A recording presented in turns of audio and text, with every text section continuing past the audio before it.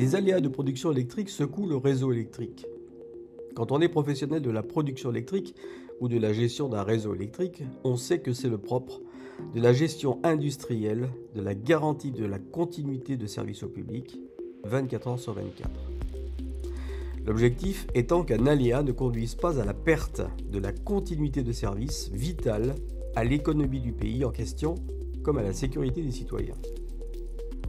Après le blackout du 9 août 2019 au sud de l'Angleterre et celui du 28 avril 2025 en Espagne et au Portugal, un autre aléa est intervenu sur le réseau français cette fois, dans la nuit du 10 au 11 août 2025, et particulièrement sur le site nucléaire de Gravelines. Dans la nuit du 10 au 11 août 2025, 4 réacteurs de Gravelines ont déclenché, suivant la communication du groupe EDF que je cite, consécutif à la présence massive et non prévisible de méduses dans les tambours filtrants des stations de pompage situées en partie non nucléaire des installations, sans conséquence sur la sûreté des installations, la sécurité du personnel ou sur l'environnement. Je vous propose de voir quel a été l'impact sur le réseau électrique français. Dans quel état initial étaient les 6 réacteurs de Gravelines avant l'événement? Les réacteurs 2, 3, 4 et 6 étaient en fonctionnement, les réacteurs 1 et 5 étaient à l'arrêt.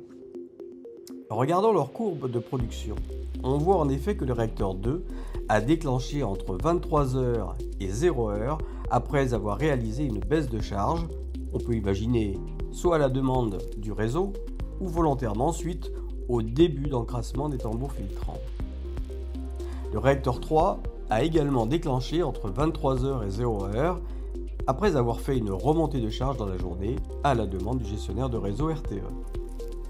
De même, le réacteur 4 a déclenché entre 23h et 0h après avoir fait une baisse profonde de puissance et une remontée de charge à la demande du réseau.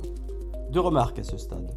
Ces courbes illustrent, si besoin était, la manœuvrabilité accrue du parc nucléaire français, une spécificité franco-française. La seconde remarque va à mon collègue chef d'exploitation des tranches 3 et 4 et à son équipe qui ont dû gérer la perte simultanée de 2 réacteurs. La tranche 6 n'a, elle, déclenché que le lendemain, le 11 août, entre 6h et 7h. Autrement dit, entre 23h et 0h, le réseau a perdu, en même temps, 2,7 gigawatts de production.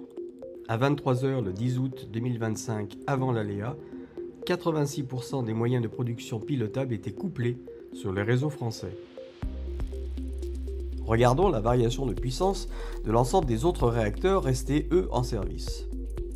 La production du parc nucléaire était de 40,5 gigawatts à 23h.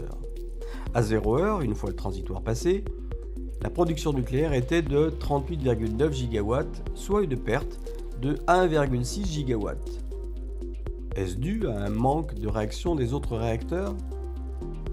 Regardons ce qu'a fait la consommation en même temps. Elle a considérablement baissé, de 41,9 gigawatts à 23h jusqu'à 39,5 gigawatts à 0h, soit une perte de consommation de 2,3 gigawatts.